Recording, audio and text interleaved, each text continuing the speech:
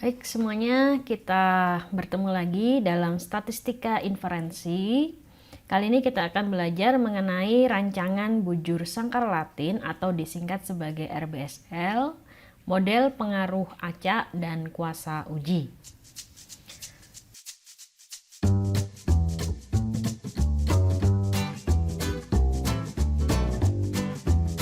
Learning target dalam mata kuliah ini untuk week sesi 1 ini adalah memahami Latin Square Experiment atau desain eksperimen bujur sangkar Latin, kemudian memahami model pengaruh acak serta dapat menghitung power of analysis of variance test atau kekuatan uji dari analisis varians.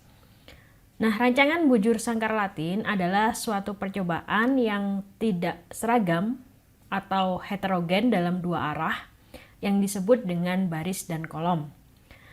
Dilakukan pengelompokan dua arah dalam baris dan kolom ini, serta pengacakan yang dilakukan juga per baris dan per kolom, biasanya digunakan dalam penelitian peternakan. Nah, modelnya di sini ada yang disebut sebagai pengaruh baris, ada yang disebut sebagai pengaruh kolom, ada yang disebut sebagai pengaruh perlakuan. Dan errornya tentu saja harus memenuhi asumsi normal, homogenitas seragam, dan independensi. YIJK merupakan respon atau data yang didapatkan dari baris ke I, kolom ke J, dan perlakuan ke K. Untuk penguraian jumlah kuadrat dari rancangan RBSL ini adalah ada JK total, JK baris, JK lajur atau kolom, JK perlakuan, dan JK galat. Di mana JK total itu adalah sama dengan sigma I, sigma J, dan sigma K dari YIJK atau data respon tadi dikurangi dengan grand total kuadrat atau di dalam rumus terapannya dapat dinyatakan sebagai kuadrat data dikurangi dengan grand total kuadrat dibagi dengan R kuadrat, di mana R adalah sama dengan banyaknya baris yang juga sama dengan banyaknya kolom serta sama juga dengan banyaknya perlakuan. Nah, rancangan ini tentu saja harus ada jumlah yang sama dari baris, kolom, dan level perlakuan yang diujikan.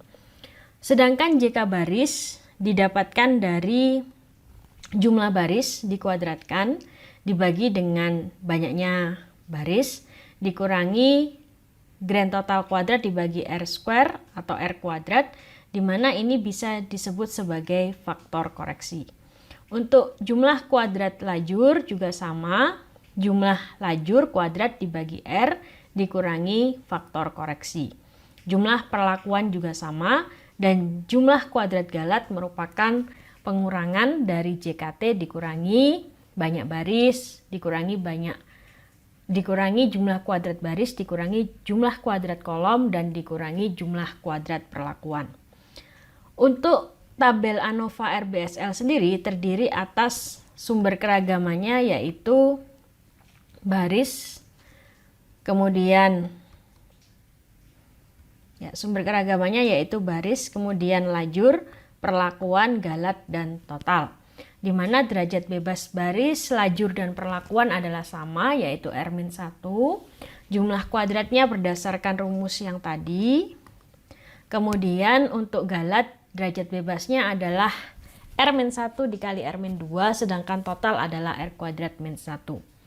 Kuadrat tengah tentu saja adalah JK yang bersangkutan dibagi derajat bebasnya. Yang diuji ada 3, yaitu pengaruh baris, pengaruh kolom, dan pengaruh perlakuan. Misal, keempat huruf A, B, C, D menyatakan 4 varietas gandum, baris menyatakan pupuk atau dosis pupuk yang berbeda, dan lajur menyatakan tahun dari ditanamnya gandum tersebut, maka pengacakan itu juga harus di dalam baris dan di dalam kolom. Ya, artinya tidak ada gandum yang sama yang ditanam di tahun maupun di dosis pupuk yang sama. Di sini ya, untuk percobaan pada tahun pertama itu adalah gandum A dengan dosis pupuk 1, gandum D dengan dosis pupuk 2, dan gandum C dengan dosis pupuk 3, serta gandum B dengan dosis pupuk 4. Di tahun selanjutnya gandum B dengan pupuk 1, gandum A dengan pupuk 2, dan seterusnya. Nah, di sini tidak ada perulangan sama sekali dalam baris maupun kolom, sehingga satu baris maupun satu kolom itu mengandung keempat perlakuan, yaitu varietas gandum. Ya, tiap perlakuan varietas gandum muncul sekali di setiap baris dan lajur. Dengan pengaturan yang berimbang ini memungkinkan kita memisahkan variansi akibat pupuk dan tahun. Oke, ini data hasil panen gandumnya, misalkan telah dicoba selama 4 tahun dengan keempat dosis pupuk dan keempat varietas gandum tadi. Pada tahun 1981 dengan dosis pupuk 1, varietas A yang merah itu dapat 70 kg per petak. Sedangkan B dapat 41 kg per petak karena B itu yang dinyatakan sebagai warna hijau dan C sebagai warna biru serta D sebagai warna hitam. Ya, di sini itu adalah yang angka-angka yang muncul di sana itu setelah kita merancang percobaannya, melakukan percobaannya selama 4 tahun. Ternyata hasilnya seperti ini untuk hasil panennya. Nah, 3 pertanyaan yang bisa kita jawab dengan ANOVA adalah apakah jenis pupuk mempengaruhi hasil panen? Apakah tahun mempengaruhi hasil panen? Atau kita menguji lajurnya? Dan apakah varietas gandum mempengaruhi hasil panen? Di sini kita menguji perlakuan. Untuk yang pertama tadi kita menguji baris atau jenis pupuknya. Oke. Nah, kalau kita ingin menyelesaikan data tadi, ya, data ini dan membuat tabel ANOVA-nya, pastinya pertama kali kita harus menentukan H0 dan H1-nya dulu. Nah, H0 untuk yang pertama itu adalah alfa I sama dengan 0 melawan alfa I tidak sama dengan 0. Artinya untuk yang H0 adalah jenis pupuk tidak mempengaruhi hasil panen dan H1-nya jenis pupuk mempengaruhi hasil panen. Hipotesis yang kedua adalah mengenai barisnya ya. Jadi A itu tadi barisnya, B itu adalah lajurnya ya. BJ sama dengan 0, H1-nya adalah BJ tidak sama dengan 0. Kalau kita nyatakan dalam kata-kata, berarti tahun mempengaruhi hasil panen melawan tahun tidak mempengaruhi hasil panen. Dan hipotesis ketiga yang diuji adalah theta K sama dengan 0 melawan theta K tidak sama dengan 0.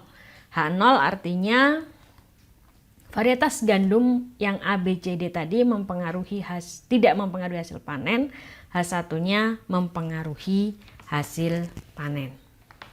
Oke, nah dalam mengukur jumlah kuadrat atau menghitung jumlah kuadrat dari rancangan ini, maka kita perlu menghitung JK baris, JK lajur, dan JK kolom, dan JK perlakuan ya. Untuk JK barisnya, maka kita akan menghitung untuk yang pupuk ya. Nah, yang pupuk di sini berarti kita jumlahkan ke kanan ya, kita jumlahkan ke samping.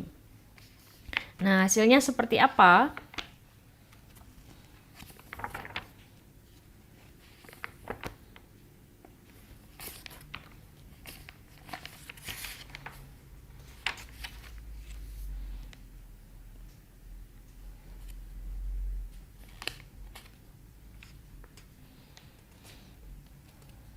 Oke, saat kita jumlahkan ke samping, maka ini jumlahnya adalah 294.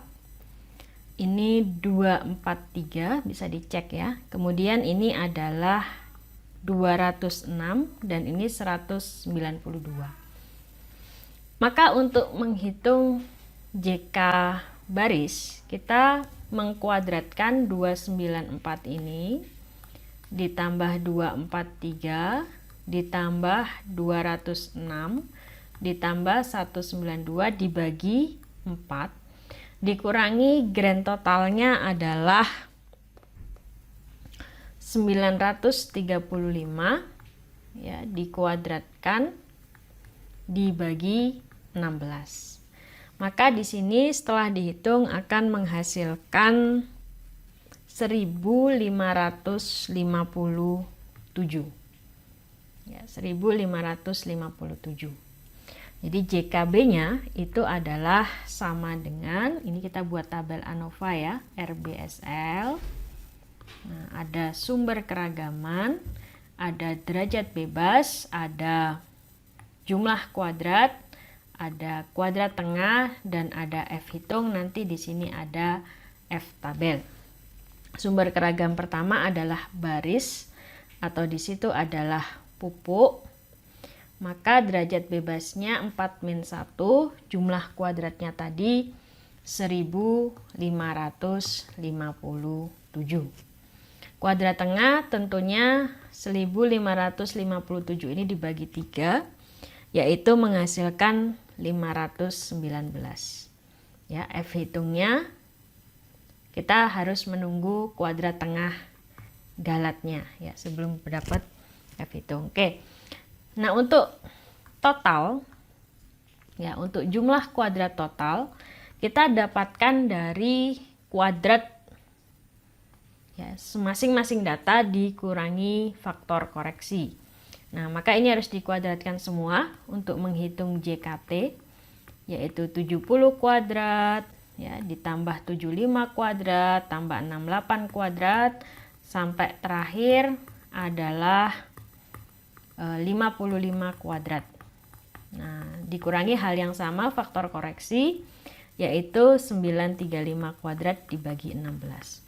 Di situ nanti akan menghasilkan 2500. Silahkan dicek. Ya, di sini akan menghasilkan 2500. Dengan derajat bebasnya adalah R kuadrat min 1, yaitu 15. Oke, nah untuk JK lajur atau di situ menyatakan tahun, derajat bebasnya 3 juga. Kita harus menjumlahkan ke bawah. Ya, jadi kita jumlahkan ke bawah. Di sini akan menghasilkan 236, akan menghasilkan 257, akan menghasilkan 201, dan akan menghasilkan 241. Nah, untuk menghitung JK lajur, maka kita mengkuadratkan itu ya, kemudian dikurangi faktor koreksi ini dibagi dulu 4 ya, kemudian dikurangi faktor koreksinya 935 dibagi 16 ya, dikuadratkan bagi 16. Itu nanti akan menghasilkan 418. Ya, di sini 418. Pastinya KT-nya 418 bagi 3, yaitu sama dengan 139,33. Nah, untuk perlakuan ya, di sini artinya adalah jenis gandumnya ya, atau kita sebut varietas. Ini 3 juga. Maka kita harus menjumlahkan yang merah ya, jumlah A itu berapa ya, kemudian jumlah B berapa, jumlah C berapa, jumlah D berapa ya. Ingat tadi yang merah itu adalah A, yang hijau adalah B, yang biru adalah C, dan yang hitam adalah D. Silakan dihitung. Oke, sudah. Nah, nanti hasilnya di situ adalah sama dengan Ya, dan untuk galat di sini derajat bebasnya 6, 3 kali 3. Nah, ini pengurangannya ya, 2500 dikurangi 157 kurangi 418 kurangi 88 akan menghasilkan 261, sehingga JK galatnya adalah 43,5. Nah, silakan dihitung untuk F hitung yang pertama, 519 dibagi 43,5. F hitung yang kedua, 139,33 dibagi 43,5. Dan F hitung yang ketiga, ini tadi 264 ya. Ini 264. Ya, sehingga F hitung yang ketiga di sini adalah sama dengan 88 dibagi 43,5. Nah, oke. Nah, di situ nanti harus dibandingkan dengan F tabel. F tabelnya satu saja ya, yaitu dengan derajat bebas 13 dan derajat bebas 2 adalah 6. Oke. Nah, maka kita lihat saja untuk yang F 0,05 derajat bebas 3 dan 6, yaitu sama dengan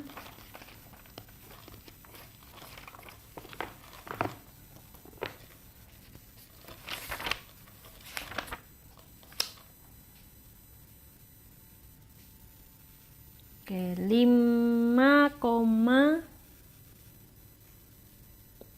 4,76. Ya, ini 4,76. Nah, silahkan dibandingkan ya, ini dengan 4,76, ini dengan 4,76, ini dengan 4,76. Untuk yang pertama itu digunakan untuk menolak atau menerima hipotesis yang pertama. Dan untuk yang kedua itu digunakan untuk menolak atau menerima hipotesis yang kedua. Dan untuk yang ketiga itu digunakan untuk menerima atau menolak hipotesis yang ketiga. Oke. Ya, jadi dari RBSL kita bisa menguji 3 perlakuan sekaligus dengan jumlah desain yang sangat sedikit ya, unit percobaannya. Oke, keuntungan menurunkan galat percobaan dan menurunkan variansi dalam baris kolom maupun perlakuan, mengontrol 2 sumber variansi dan mengurangi kombinasi perlakuan yang dibutuhkan. Jadi tadi kita ada 4 level tahun, 4 level pupuk, 4 perlakuan, kita hanya melakukan 16 kali percobaan. Ya. Padahal kalau RAL kita paling tidak butuh 64. Gitu kan? Kalau 4 kali 4 kali 4 ya, itu kita paling tidak itu butuh 64 percobaan. Sedangkan di RBSL tadi cuma 16. Sangat irit kalau percobaannya harus dilakukan oleh peneliti ya. Oke, nah rancangan bujur sangkar Latin ini tadi ANOVA-nya sudah kita bahas. Nah, untuk uji hipotesis lanjutannya ya kita bisa juga pakai BNT, BNJ dan lain-lain kemarin, menghitung efisiensi relatif dengan rumus ini ya, seperti kemarin. Ya, kemudian untuk model pengaruh acak itu terdapat dalam RAL, RAK maupun RBSL. Apa yang disebut dengan model pengaruh acak ya? Kalau yang kemarin kita levelnya sudah ditetapkan di awal, itu disebut sebagai model pengaruh tetap atau model 1. Sedangkan jika level perlakuan ditentukan secara acak, ini kata kuncinya ya. Misalnya, ahli biologi tertarik untuk meneliti keragaman sifat fisiologi beberapa jenis binatang. Kalau binatangnya tidak diputuskan dahulu, namun dia diambil dari sebuah daftar acak misalnya, maka binatang yang di situ adalah merupakan level perlakuan itu dipilih secara acak, sehingga itu disebut sebagai percobaan pengaruh acak. Pun pada dosis pupuk kalau tidak ditetapkan penelitinya tapi diambil secara acak dari dosis-dosis yang ada, maka itu juga disebut sebagai model pengaruh acak atau model 2. Ya, apa perbedaannya? Ya, jika pada model 1 atau model pengaruh tetap yang mana perlakuannya dipilih dulu ya sebelum melakukan penelitian, maka rataan kuadrat ekspektasinya adalah ini ya. Tapi di model 2 berubah gitu. Ada sigma alfa di situ, di mana sigma alfa ini adalah ragam dari model pengaruh acaknya. Ya, sigma alfa dari mana? Dihitung dari kuadrat tengah agregat dikurangi kuadrat tengah galat dibagi N. Ya. Kalau ini diuraikan ya, sigma A itu kan sama dengan selisih dari KTA min KTG dibagi dengan N. Ya, di mana KTA-nya kuadrat tengah agregat, KTG-nya kuadrat tengah galat, dan N-nya banyak ulangan. Kalau pada RAK ada 2 ragam dari pengaruh acak ya. Di situ kalau ragam A kuadrat ya KTA min KTG dibagi banyaknya blok. Kalau ragam beta berarti KTB min KTG dibagi banyaknya perlakuan. Nah, kalau RBSL seperti ini, nah kira-kira bagaimana nih sigma alfa kuadratnya, sigma beta kuadratnya, dan sigma theta kuadratnya. Nah, silakan dituliskan ya sesuai dengan pemahaman kalian dari melihat model pengaruh acak untuk menghitung sigmanya RAL, RAK. Nah, bagaimana kalau di RBSL kira-kira? Oke, silakan dianalogikan.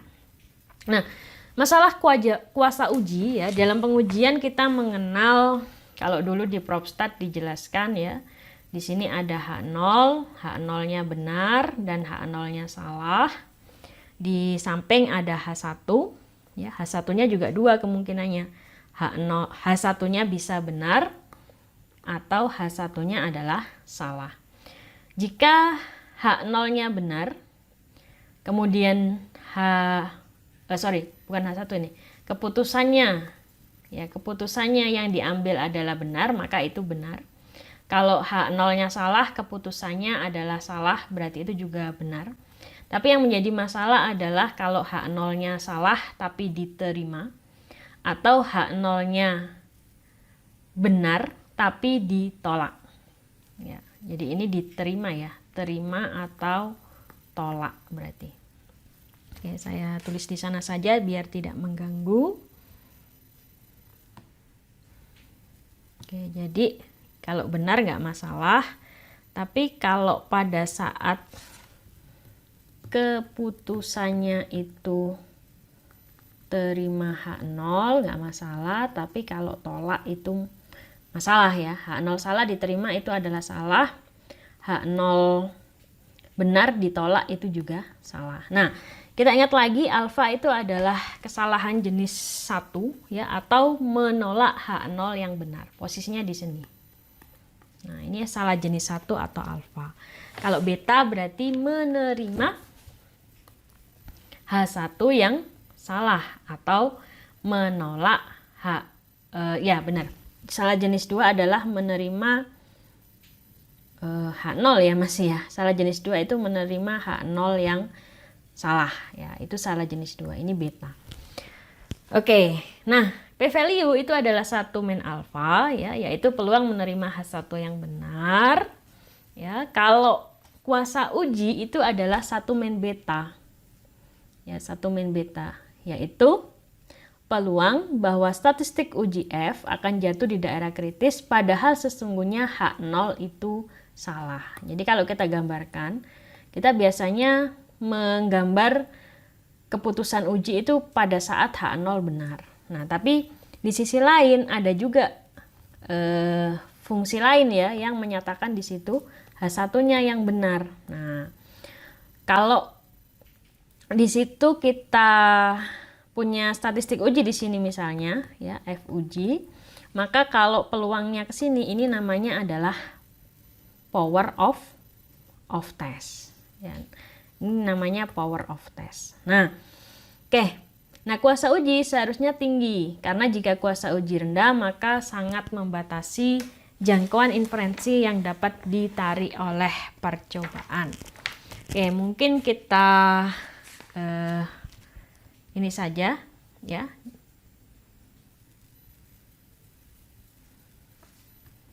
Oke, mungkin kita hitung saja kuasa uji ya. Oke, kuasa uji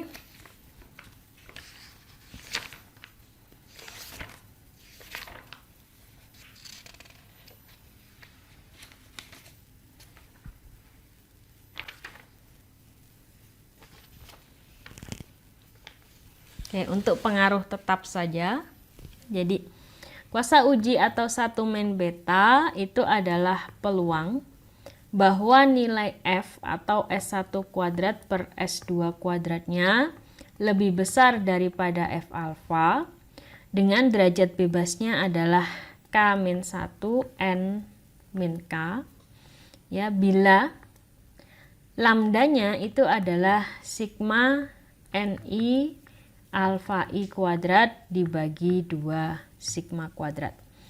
Atau bisa juga ditulis sebagai peluang F aksen lebih besar daripada F alfa. Ya, dengan derajat bebas ini ya. Oke. Ya, contoh. Jika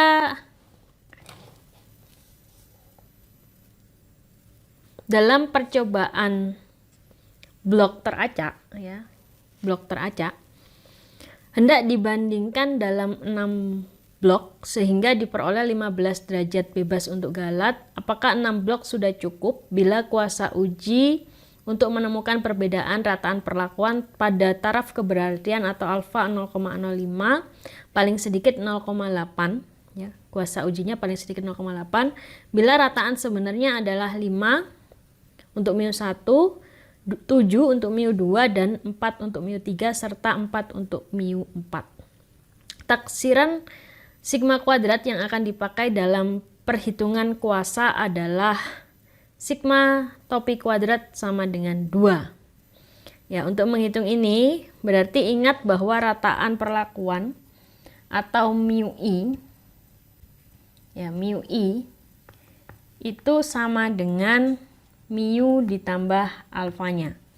Ya, kalau dijumlah alfanya itu sama dengan 0, ya, maka mu-nya akan sama dengan 5. Ya. Kemudian dengan di situ kita akan mendapatkan alfa i-nya. Ya, di sini konstanta sehingga membuat alfa i-nya itu 0 ya. Alfa 1-nya 0, alfa 2-nya 2. Alfa 3-nya min 1 dan alfa 4-nya min 1. Oleh karena itu, theta-nya itu adalah sama dengan B dikali sigma alfa I kuadrat dibagi 2. Sigma kuadrat adalah 4,5 ya, sehingga diperoleh kuasa ujinya adalah 0,89. Ini pakai tabel ya, tabelnya adalah di tabel L14. Oke, itu saja yang dapat saya sampaikan. Terima kasih. Selamat mengerjakan.